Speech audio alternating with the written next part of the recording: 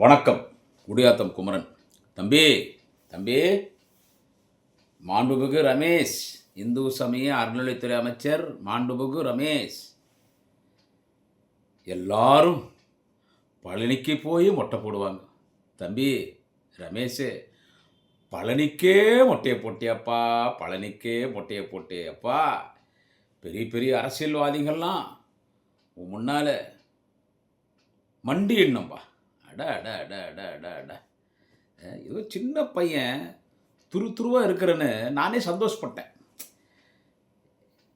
என் சக பேச்சாளர்கள் நண்பர்கள்லாம் சொன்னேன். 16 வயசில் அரசியலுக்கு வந்தேன், குடியாத்தம் குமரன். இதோ அப்படி இப்படி இப்படி இப்படி இப்படி 50 வயசாச்சு. இதில் வேற பல பிரச்சனை, குடும்ப பிரச்சனை, இதிலெல்லாம் சிக்கி சின்னாபனம் ஆயிட்டோம். ஆனால் இந்த பையன், சின்ன பையன், இந்து சமய அறநிலைத்துறை அமைச்சர், HRNC டிபார்ட்மெண்ட்டுடைய ஒரு மினிஸ்டர்னா இவ்வளோ பெரிய விஷயம். பரவாயில்ல, நமது சிஎம் ஜோசப் விஜய் சார் ஒரு சின்ன பையனுக்கு வாய்ப்பை கொடுத்துறாருன்னு ரொம்ப சந்தோஷப்பட்டேன். பார்த்தேன், உங்களுடைய நடவடிக்கைலாம் பார்த்தேன். மாண்புமிகு அமைச்சர் தம்பி ரமேஷ் அவர்களே, உங்கள் நடவடிக்கைலாம் பார்த்தேன். என்ன அப்படியே பத்திரிக்கையாளரை சந்திக்கிறதுன்னா, கோயிலில் போகிறதுன்னா, அமைச்சரனே காட்டிக்காமல் அப்படியே ஐயர்கள்ட்ட போயிட்டு நான் கோயில் சாமி தரிசனம் பண்ணோம், எவ்வளோ செலவானாலும் பரவாயில்ல, நீ அவங்கள கேட்பி, எவ்வளோ செலவானாலும் பரவாயில்லன்னா அவர் ஐயரு சும்மா இருப்பாரா? அவரும் ஆவாள், நம்மளும் ஆவாள், சும்மா இருப்பாரா? ஒரு 3000 4000 கூடனே அத்தை அப்படியே வீடியோ பிடிச்சி அத்தை ரீலை போட்டு பாவம் ஐயருங்க மானத்தை எடுத்து, உங்கள் ஆளுகளை மானத்தை நீங்களே எடுத்தீங்க, 4000 கேட்குறியா, நடவடிக்கை எடுக்கிற பாரு. ஓகே ரைட், அதெல்லாம் ஒரு அதிரடி தான். எல்லாம் நம்ம ஒரு நாள் முதல்வன் நம்ம நடிகர் அர்ஜுன் ஸ்டைலில் தானே எல்லாம் போகுது. அப்புறமா என்ன 3.5 மணி நேரம் ஒரு க்யூலே போவாராம் நம்ம அமைச்சர் தம்பி ரமேஷ். க்யூலே போவாராம், இந்த விவிஐபி டிக்கெட்லாம் வாங்க மாட்டாராம். அப்புறம் அந்த கோயிலில் பாவம் அவங்க இல்லாதப்பட்டவங்க ஏதோ 1 லட்சம் 2 லட்சம் டெண்டர் எடுத்து ஏதோ பிரசாதம்லாம் உள்ளே வைத்திருந்தாங்க. பிரசாதம் சரியில்லை, எக்ஸ்பைரி டேட் ஆகி போச்சு.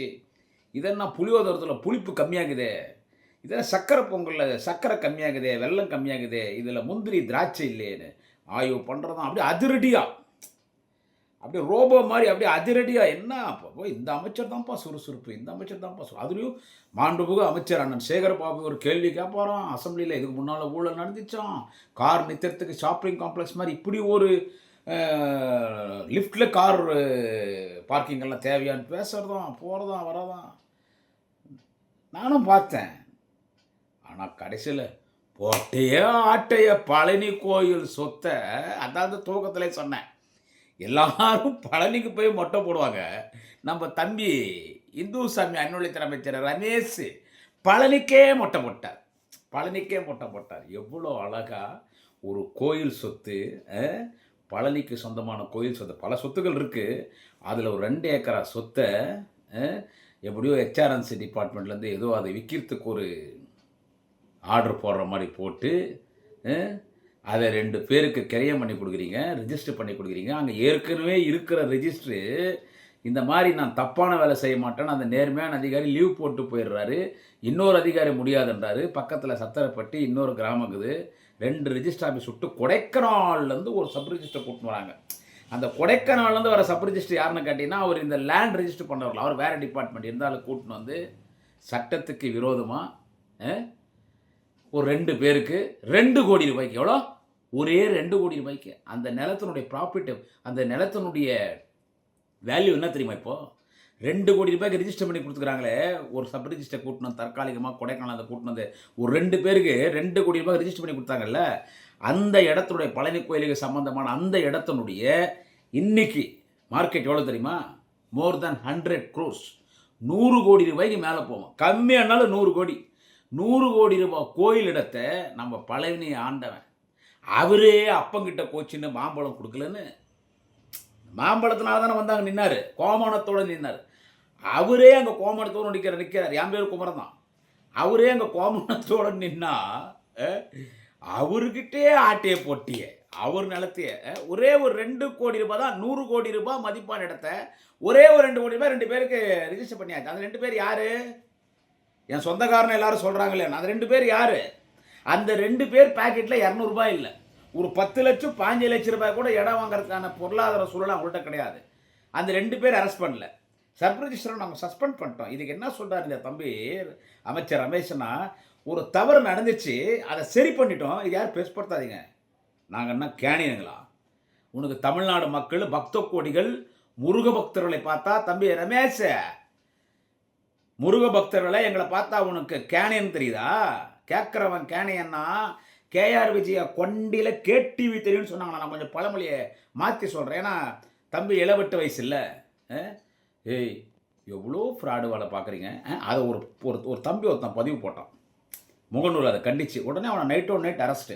அப்புறமா இந்து சமய அறநிலைத்துறை சார்பாக ஒரு அறிவிப்பு வருது. என்னன்னு கேட்டால், இந்த 2 கோடி ரூபாய் நிலத்தை வந்து ரிஜிஸ்டர் செய்தார்கள். இந்த கோயில் நிலம் 2 கோடி ரூபாய்க்கு ரிஜிஸ்டர் செய்யப்பட்டது குறித்தும் இதுக்கும் அமைச்சர் ரமேஷுக்கும் சம்பந்தம் இருக்கிறது என்று யாராவது பேசினால் அவர் மீது நாங்கள் வழக்கு தொடர்வோம். என்ன மிரட்டுறீங்களா? நீங்கள் கோயில் சொத்தை திருடுவீங்க. திருட்டுத்தனமாக கோயில் சொத்தை இந்து சமய அறநிலைத்துறை அமைச்சர் ரமேஷனுடைய உத்தரவின் பேரில் அந்த துறையிலேருந்து ஒரு உத்தரவு வரும். அது 2 கோடி ரூபாய்க்கு விற்கலான்னு, அதை 2 கோடி ரூபாய்க்கு நீ ரெஜிஸ்டர் பண்ணி கூட பண்ணலாம். கோர்ட்டுக்கு போய் அதை கேன்சல் பண்ணிட்டாங்கன்னு வச்சுக்கோ. அதை வாங்க வந்தோம் 2 பேர் எங்கே. இதை வந்து தில்லுமுள்ளு பண்ணுவார் அமைச்சர். கேட்டால் இதுக்கு எனக்கு சம்மந்தம் இல்லை, அதிகாரிகள் லெவலில் அது சப் ரிஜிஸ்டர் ஆஃபீஸில் நடந்துச்சு, அவங்க நாங்கள் நடவடிக்கை எடுத்துட்டோம், இதுக்கு எனக்கு சம்மந்தம் இல்லை, தவறு நடந்துச்சுன்னா இதை பார்த்துட்டு சும்மா இருப்பாங்களா? பார்த்துட்டு சும்மா இருப்பாங்க? எவ்வளோ தில்லுமுள்ளு. இதில் கைது பண்ணுவாங்களாம், அது நடவடிக்கை எடுப்பாங்களாம் அமைச்சர் மீது அவதூறு கிளப்பினால். 100 கோடி ரூபாய் ஆட்டையை போட்டுக்கிறேன்னா இதுக்கும் நமது முதலமைச்சர் ஜோசப் விஜய்க்கும் எந்த சம்மந்தம் இல்லையா? அவருக்கு எதுவுமே தெரியாதா? அவர் தான் 2 அமைச்சர் அமைச்சு ப்ரெஸ் மீட்டில் போய் இதை பேசுவான்னுங்கிறாரு. எல்லாமே ஊழலாம், எல்லாமே தில்லுமுல்லாம் ஆரம்பத்திலேருந்து. சொல்லுங்கள், நீங்கள் இதில் இந்து சமய அறநிலையத்துறை அமைச்சராக திராவிட முன்னேற்ற கழக ஆட்சி காலகட்டத்தில் இருந்த அண்ணன் சேகர் பாபு குறை சொல்கிறீங்க. திமுக ஆட்சியில் தலைவர் தளபதியினுடைய நேரடி கட்டுப்பாட்டில் இருந்துச்சு இந்து சமய அறநிலையத்துறை. கோயில் சொத்தை ஆட்டையை போடுறார் இப்போ இருக்கிற அமைச்சர் திரு ரமேஷ் அவர்கள். அதில் ரொம்ப யோக்கிய மாதிரியெல்லாம் பேசுகிறாங்க அவங்க. ஆனால் கோயில் சொத்தை மீட்டு கொடுத்தவர் திமுக அமைச்சர் அண்ணன் சேகர் பாபு அவர்கள். கோயில் சொத்தை பல ஆயிரம் ஏக்கர் கோயில் சொத்தை மீட்டு கொடுத்தார். கோயில் நிலங்கள் குத்தகை பணம் வராமல் எல்லாத்தையும் வசூல் பண்ணி கொடுத்தார். வாடகைலாம் இருந்துச்சு, வீடு கடை மண்டபம், அந்த வாடகைலாம் வசூல் பண்ணி கொடுத்தார். நகை கிலோ கணக்கில் நகை அது எல்லாமே கோயிலுக்கு ஒப்படைச்சார். நீங்கள் திமுக ஆட்சியில் இந்து சமய அறநிலையத்துறை பற்றி குறை சொல்கிறீங்க, ஊழல்ன்றீங்க. ஊழலின் ஊற்றுக்கண்ணே இன்றைக்கி நீங்கள் தான் தமிழக வெற்றி கழகம் தான்ற மாதிரி நீங்கள் நிரூபிக்கிறீங்க, உங்கள் அமைச்சர்கள் நிரூபிக்கிறாங்க. மாண்புமிகு அமைச்சர் திரு ஜோசப் விஜய் அவர்களே, உங்கள் அமைச்சர்கள் அதை நிரூபிச்சுட்டு இருக்காங்க. உங்கள் அமைச்சர்கள், நான் ஒன்று சொல்லட்டுங்களா, நான் ஜாதி பேசுகிறேன்னு தப்பாக நினைக்காதீங்க. கோயிலன்னா பல 100 ஆண்டுகளாக, பல 1000 ஆண்டுகளாக கோயில் ஆதிக்கம் பண்ணின்னு, கோயில் சொத்து எங்கள் சொத்து, கோயில் நகை எங்கள் நகை, கோயில் எங்களுக்கு தான் சொந்தம், நீ வெளியே நில்லுடா, நீ உள்ளே வரக்கூடாது, நீ பிராமணருக்கு கொஞ்சம் கீழேன்னா கருவறைக்குள்ளே வராத, நான் தான் சாமி தொடுவேன், டைரக்ட் ரிலேஷன், பிளட் ரிலேஷன் எனக்கும் சாமிக்குன்னு சொன்னது யாருன்னு கேட்டால் பிராமணர்கள். அதிலிருந்து அவங்கள வெளியே அனுப்பிச்சு கோயிலன்னா எல்லாருக்கும் சொந்தம். கோயில் கொடியூர்களினுடைய கூடாரமாக இருக்கக்கூடாதுன்னு சொன்னார்ல தலைவர் கலைஞர் பராசக்தி படத்தில். கோயில் கொடியூர்களினுடைய கூடாரமாக இருக்கக்கூடாதுன்னு அதுதான் இவங்க. அந்த பிராமணர்கள் இந்த கோயில் எனக்கு மட்டும்தான் சொந்தம், கோயில் சொத்து எந்து, கோயில் நகை எந்து, சாமி நகை எந்து, சாமி எல்லாமே என்னதான், நீ எல்லாம் வெளியே நில்டான்னு சொல்லி 1000 ஆண்டுகளாக கோயில் எந்துன்னு ஆதிக்கம் செலுத்தினான் பார். அதை எல்லாரும் சாமி கும்பிடணும், எல்லாரும் கோயிலுக்குள்ளே போகணும், அனைத்து ஜாதியினர் அர்ச்சகராகணும். இந்து மதத்தில் தாழ்ந்தவன் உயர்ந்தவன் வேகுபாடு எதுவும் இருக்கக்கூடாது, எல்லாரும் சமன்னு போராடினார் தந்தை பெரியார். அவர் சாமி கும்பிடல, அவர் நாத்திகவாதி. ஆனால் அவர் ஈரோட்டில் அறங்காவலர் தலைவர் இருந்தார், கணக்கு வழக்கு கரெக்டாக வச்சுருந்தார், கோயில் கணக்கு வழக்கு போராடி அதை தலைவர் கலைஞர் முதலமைச்சரான பிறகு அந்த சட்டத்தை நிறைவேற்றி இன்னைக்கு தலைவர் தளபதி அனைத்து ஜாதியினர் அர்ச்சகர்னு சொன்னார். கஷ்டப்பட்டு அதை அவங்கள்ட்ட கூட்டு நம்ம வெளியே எடுத்துகிட்டு வந்தோம். ஆனால் இன்னைக்கு மாண்புமிகு முதலமைச்சர் திரு ஜோசப் விஜய் யார்கிட்ட இருந்து நம்ம இத்தனை ஆண்டுகள், நீங்கள் கொள்கை தலைவராக பெரியார் வச்சுருக்கீங்க, மாண்புமிகு முதலமைச்சர் ஜோசப் விஜய் அவர்களே கொள்கை தலைவராக பெரியார் வச்சுருக்கீங்க. அவர் என்ன போராடினார்? அந்த ஆரிய ஆதிக்கத்திலிருந்து நம்மளை மீட்டு கொண்டு வந்தார். உங்களுக்கும் சேர்த்து தான் முதலமைச்சர் திரு ஜோசப் விஜய் அவர்களே, உங்களுக்கும் சேர்த்து தான் பெரியார் போராடினார். ஆனால் நீங்கள் எடுத்துன்னு டிபார்ட்மெண்ட் யாருக்கு கொடுத்தீங்க? அந்த ரத்தம் அந்த ரத்தம் அது சும்மா இருக்காது. என்ன வேலை பார்த்துச்சு பார்த்தீங்களா? கொஞ்சம் விட்டா பழைய கோயில் நவபாசகம் சிலை முருகர் அதையே ஆட்டை போட்டிருப்பார் மாதிரி தெரியுது. எல்லா கோயில் நிர்வாகிகளும் அந்தந்த ஊர் கோயில் சொத்துக்களை பாதுகாத்துங்க. நீங்கள் வந்து அறநிலைத்துறை அமைச்சர், நீங்கள் பிராமணருக்கு அமைச்சர் பதவி கொடுத்தது தப்பு கிடையாது. நீங்கள் கொடுங்க. ஏற்கனவே ஒருத்தர் கொடுத்துருக்கு. இவருக்கு தம்பி ரமேஷ்க்கு இன்னொரு டிபார்ட்மெண்ட் கொடுத்துருக்கலாம். நீங்கள் யாரை போட்டிருக்கணும் அறநிலைத்துறை அமைச்சரா? இன்னைக்கு பட்டியலினத்தின் மக்களுக்கு அதிகமான எம்எல்ஏ சீட் கொடுத்துருக்கிறான்றீங்க. வாழ்த்துக்கள், பாராட்டுகள், மகிழ்ச்சி. பொது தொகுதியிலும் ஜெயிக்க வச்சிருக்கீங்க, மகிழ்ச்சி. அதிக பட்டியலினத்திற்கு இன்னைக்கு அமைச்சர் பதவி கொடுத்துருக்க நீங்கள், மகிழ்ச்சி. ரமேஷ்க்கு நீங்கள் வேற எதாவது டிபார்ட்மெண்ட் கொடுத்துட்டு போகலாமே. ஒரு சின்ன வயசு நீங்கள் கொடுங்க, தப்பு இல்லை. அந்த பிளட்டு அந்த பிராமணர் ஆதிக்கத்திலேருந்து கோயில்களை மீட்டு வரத்துக்கு எவ்வளோ கஷ்டப்பட்டுருக்கோம் நம்ம. அவங்கள்ட்ட கொடுத்தா அவங்க இந்த வேலை தான் பார்ப்பாங்க. நீங்கள் என்ன பண்ணியிருக்கணும்? இந்து சமய அறநிலையத்துறை அமைச்சராக மாண்புமிகு முதலமைச்சர் திரு ஜோசப் விஜய் நீங்கள் ஒரு தலித் கிட்ட அதை கொடுத்துருந்தீங்கன்னு வச்சுங்க, கடவுள் நம்பிக்கை இருக்கிற தலித் கிட்ட கொடுத்துருந்தா உண்மையிலே எல்லாரும் உங்களை பாராட்டியிருப்போம். இல்லையா, ஒரு பிசி எம்பிசி அப்படியா இருக்குன்னா கொடுத்துருக்கணும். நீங்கள் எடுத்துன்னு போய் அவங்கள்ட்ட கொடுத்தா அவங்க இந்த வேலை தான் சார் பார்ப்பாங்க. சார் அது உள்ள ரத்தம் சார், பிளட் ஸ்டிக்கர் தான் வாட்டர், அதை நீங்கள் ஒன்றுமே பண்ண முடியாது. நம்மளை ஆதிக்கம் பண்ணணும். கோயில் நம்புது, இது கோயில் நம்புது அப்படின்னு நினைக்க கொடுத்தா தான் இந்த வேலை இன்னைக்கு நடந்திருக்குது. இதுக்கு முதலமைச்சர் என்ன பதில் சொல்ல போறீங்க? அருகெல்லாம் நான் பேச இல்லை, அப்படியே மூடி மழுப்புறீங்கள. இது எங்களுக்கு தெரியாம நடந்துருச்சு. பத்திரப்பதிவுத்துறை அமைச்சர் யாரு?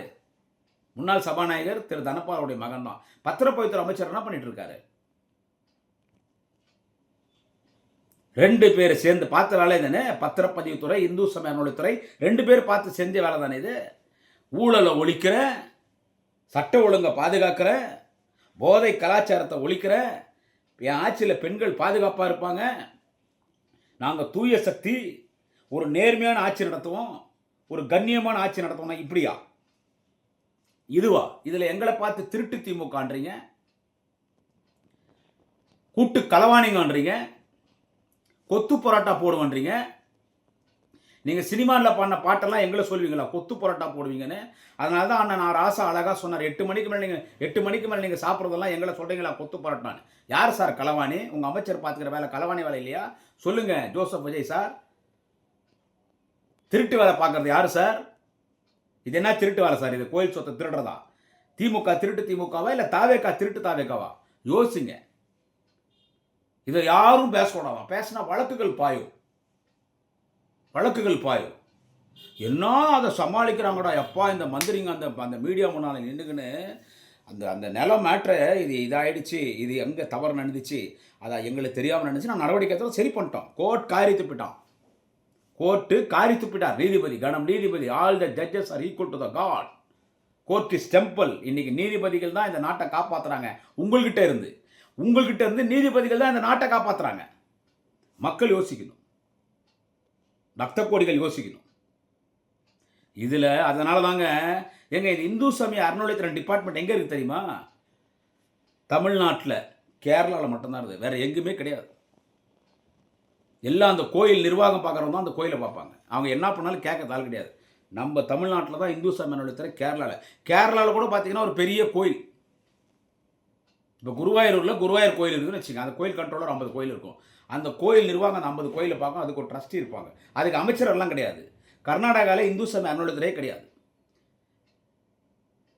கர்நாடகாவில் இந்து சமய அறநிலையத்துறை, இந்தியா ஃபுல்லாக எங்கேயுமே இந்து சமய அறநிலையத்துறை அதுக்குன்னு மினிஸ்டர் கிடையாது. 2 ஸ்டேட்டில் மட்டும்தான் இருக்குது. ஏன்னா 2 ஸ்டேட்டும் தமிழ்நாடாக இருந்தாலும் அது வந்து கேரளாவாக இருந்தாலும் உயர் ஜாதியினரால் நாம் நசுக்கப்பட்டோம். அதனால தான் அன்றைக்கே வைக்கம் போராட்டத்துக்கு பெரியார் போனார், தூக்கி உள்ளே போட்டாங்க. ஒரு தாழ்த்தப்பட்ட சமுதாயத்தை சேர்ந்த ஒருவர் அந்த வீதியில் நடக்கக்கூடாது. அவர் ஒரு வக்கீல், அதை தட்டி கேட்ட போய் வைக்கம் போராட்டத்தை வென்றவர். கேரளாவும் தமிழ்நாடும் உயர் ஜாதியினார், ஆரிய சக்திகளால், பிராமணியத்தால் நம்மெல்லாம் நசுக்கப்பட்டோம். அதனால தான் எங்கள் கோயில் எல்லாருக்கும் சொந்தம்ன்றனால தான் இந்து சமய அறநிலையத்துறை வந்துச்சு. ஒரு இந்து சமய அறநிலையத்துறை வந்த பிறகும் இன்னைக்கு தமிழ்நாட்டில் என்ன நடந்திருக்குது பார்த்தீங்களா? அந்த பிளட் அதை செய்யுங்க. பாப்பான்னு சொல்லிட்டாருன்னு கோவப்படுறீங்களா? நான் அதை சொல்ல வரல. பிராமணன் அமைச்சராக வரக்கூடாதுன்னு சொல்லவே இல்லை. அந்த தம்பி ரமேஷுக்கு வேறு டிபார்ட்மெண்ட் கொடுங்க. வேறு தான் எத்தனோ டிபார்ட்மெண்ட் இருக்குது. பார்க்குறதுக்கு பால் வடிகிற முகம் மாதிரி இருக்குது தம்பிக்கு. பால் வளர்த்துற அமைச்சர் கொடுங்க.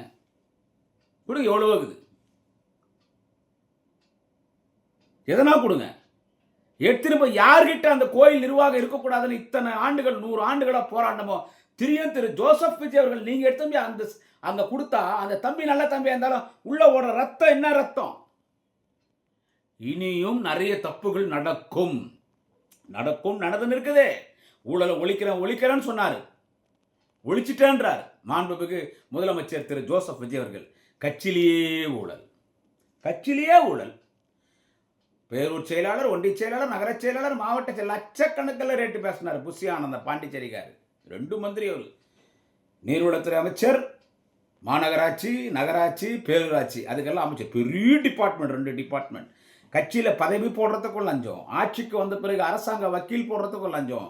ஆடுத்திறன்னா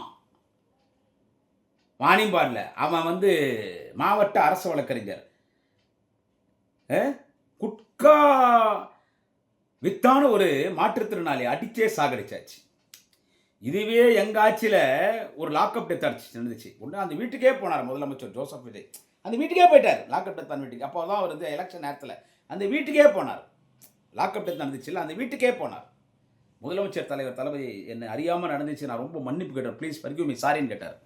சாரியெல்லாம் கேட்டால் எப்படின்னு கேட்டார் திரு ஜோசப் விஜய். இன்னைக்கு கன்னியாகுமரியில் ஒரு மாற்றுத்திறனாளின்னா ஒரு 10 பேக்கெட் வச்சுருந்துருப்பாரா? அடிச்சே சாகடிச்சிச்சு போலீஸு. ஒரு குட்கா வியாபாரம் சும்மா ஒரு 10 பேக்கெட் 5 பேக்கெட் விற்றவங்களை அட்டி சாப்பிடுகிறீங்களே. ஒட்டுமொத்த குட்காவே ஹோல்சேல் வியாபாரம் பண்ண குட்கா விஜயபாஸ்கர், குட்கா ஊழல்வாதி, குட்கா மோசடி பேர்வழி, ஒட்டுமொத்த தமிழ்நாடுக்கே ஒட்டுமொத்த குட்கா குடோன் வச்சுட்டு இருக்கிற விஜயபாஸ்கர் உங்கள் கட்சியில் சேர்த்துக்கிறீங்க. 4 பேக்கெட் விற்றவனை அட்டி சாவச்சிட்டீங்களே. இப்படி உங்கள் ஆட்சி சொல்லலாம், எவ்வளோ சொல்லலாம். ஆனால் ஒன்று சொல்கிறேன், மாண்புமிகு தமிழக முதலமைச்சர் திரு ஜோசப் விஜய் அவர்களே, இது உங்களுக்கு தெரியுமா, இல்லை உங்களுக்கு தெரியாமல் கூட நடந்திருக்கலாம். தெரியுமா, இது உங்களுக்கு தெரியாமல் நடந்துச்சா? இந்த 2 மந்திரிக்கு பார்த்து 2 பேர் கூட்டுக்காணி வேலை பார்த்தாலும் என்ன தெரியல. ஆனால் ஒன்று சொல்கிறேன், முதலமைச்சர் திரு ஜோசப் விஜய் சாருக்கும் சொல்கிறேன், தம்பி ரமேஷ் உனக்கும் சொல்கிறேன் தம்பி, சிவன் சொத்து குலநாசம், சாமி துட்டு திருடக்கூடாது தம்பி. குங்கம் வைக்கிற, திருநூறு வைக்கிற, பூணூல் போட்டிருக்கிற, பூணூல்ன்றது நான் மதிக்கிறேன்.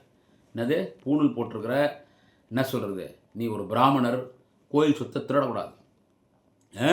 கோயில் சொத்தை திருடக்கூடாது. கோயில் சொத்து குலநாசம், கோயில் சொத்து குலநாசம். சின்ன தம்பி நீ என்ன அப்பா எல்லாரும் தூக்கி சாப்பிட்டேன். என்னடா நடிப்பு ராஜா, ஐயோ ஐயோ ஐயோ ஐயோ ஐயோ ஐயோ என்ன நடிப்படா அப்பா. சாமி பத்திரிக்கை போகிறதான், இவர் அதிரடியாக பேசுகிறதான், இவர் நடந்து வர்றதுதான், அப்படியே ரீல்ஸ் போடுறதான், இவர் வந்தால் 10 பேர் வர்றதான், இவர் காரில் போய் ஏறுறதான். 100 கோடி ரூபா அச்சிடலாம் பார்த்தா தம்பி. இன்னும் தமிழ்நாடு ஃபுல்லாக கோயில் இருக்குது, பெரிய பெரிய கோயில் இருக்குது. திருச்செந்தூர் கோயில் இருக்குது, மதுரை மீனாட்சி அம்மன் கோயில் இருக்குது. இங்கே எங்கள் ஊரில் பார்த்தீங்கன்னா வள்ளிமலை கோயில் இருக்குது, காஞ்சிபுரத்தில் எக்கச்சக்கமான கோயில் இருக்குது, ராமேஸ்வரத்தில் கோயில் இருக்குது, தஞ்சாவூர் மாவட்டத்தில் எங்கே பார்த்தாலும் கோயில் இருக்குது. என்ன நடக்க போதோ, அந்தந்த கோயில் இருக்கிற நிர்வாகிங்க பரம்பரையாக கோயிலை கவனிக்கிறீங்க. இனி சாமி நம்மளை பாதுகாக்குதோ இல்லையோ, சாமியை நம்ம தான் பாதுகாக்கணும். சாமி நகைகள்லாம் ஜாகிரதையாக பார்த்துங்க, சாமி சொத்தெல்லாம் ஜாகிரதையாக பார்த்துங்க. என்னது நம்ம சாமியை நம்ம தான் பாதுகாக்கணும் தம்பி. மாண்புமிகு அமைச்சர், இந்து சமய நுழைத்த அமைச்சர் தம்பி ரமேஷ், திடீர்னு சொல்கிற ராசா எல்லாரும் பழனிக்கு போய் மொட்டை போடுவாங்க. பழனிக்கே மொட்டையை போட்டியே, பழனிக்கே மொட்டையை போட்டியே, பழனி முருகனுக்கே மொட்டையை போட்டியே தம்பி. கில்லாடி தம்பி நீ, கில்லாடி, ரொம்ப கில்லாடி. வணக்கம், குடியாத்த குமரன்.